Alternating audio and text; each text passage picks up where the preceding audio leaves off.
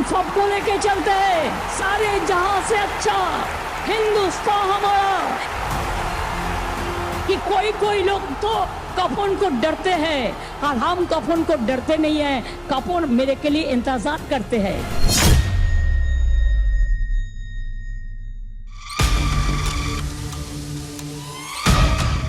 ऐसा लगता है कि इंडिया गठबंधन ये चाहता है कि दीदी की ये दहाड़ और विरोधियों की जमीन हिला देने वाली ये हुंकार सिर्फ पश्चिम बंगाल में नहीं बल्कि पूरे देश में सुनाई दे। मोने रखबेन, 60 फरोश का तमन्ना आज हमारा दिल में है।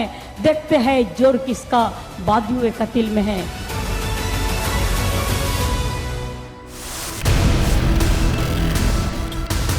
ममता बनर्जी राजनीति का वो नाम है जिनके सामने बीजेपी बार बार परास्त होती दिखाई दी है।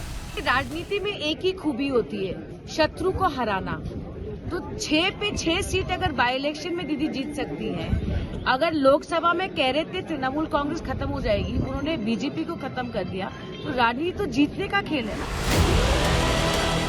मोदी बाबू अपनी जेने राखुन, अपनी आगुन लिए खेलছেন।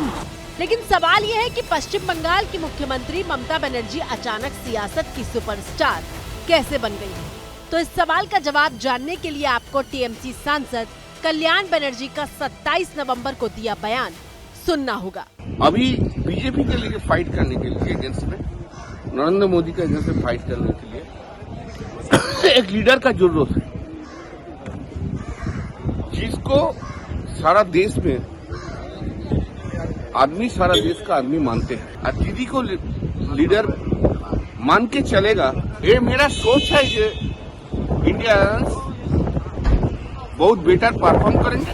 बस इसी बयान के बाद से इंडिया गठबंधन की पूरी राजनीति ममता बनर्जी के नाम के इर्द गिर्द घूमती हुई दिखाई दे रही है। बड़ा चकित कर रहे हैं कि जिस दिन से अदानी जी के खिलाफ राहुल गांधी अपना तेवर दिखाना शुरू किए हैं, उसी दिन से ये एक नया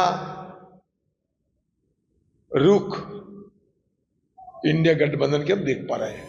ममता की पार्टी तृणमूल कांग्रेस के सांसद कल्याण बनर्जी का ये बयान करीब 13 दिन पहले आया था और इन 13 दिनों में गंगा में इतना पानी बह गया है कि खुलकर राहुल गांधी के नेतृत्व को सवालों के घेरे में खड़ा किया जाने लगा है। लोकसभा के अंदर जो हम लोग बैठे हुए हैं देख पा रहे हैं कि आपस में इनकी नोक झोंक चल रही है। समाजवादी पार्टी वहीं बैठ करके उनके बड़े नेता स्पष्ट रूप से कह रहे हैं हम राहुल गांधी जी को इंडी अलायंस का नेता नहीं मानते। सबसे ताजा बयान लालू प्रसाद यादव का है, जिन्होंने सिर्फ एक लाइन में ममता बनर्जी के नाम पर मोहर लगा दी।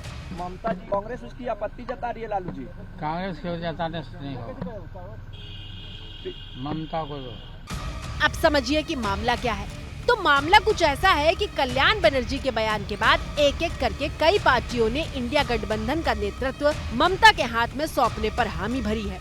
सबसे पहले समाजवादी पार्टी का बयान सामने आया, फिर शिवसेना ने ममता की नेतृत्व क्षमता पर भरोसा जताया।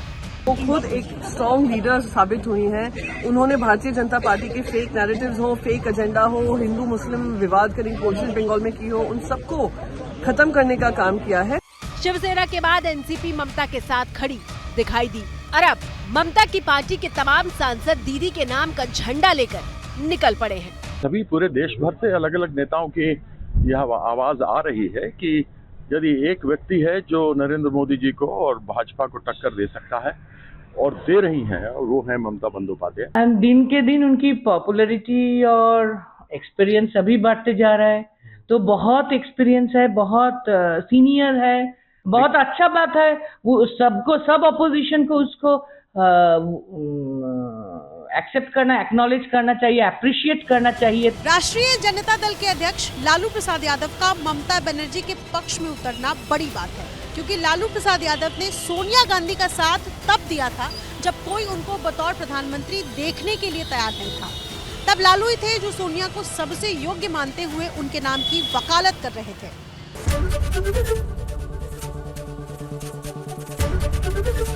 एबीपी गंगा, खबर आपकी, जुबान आपकी।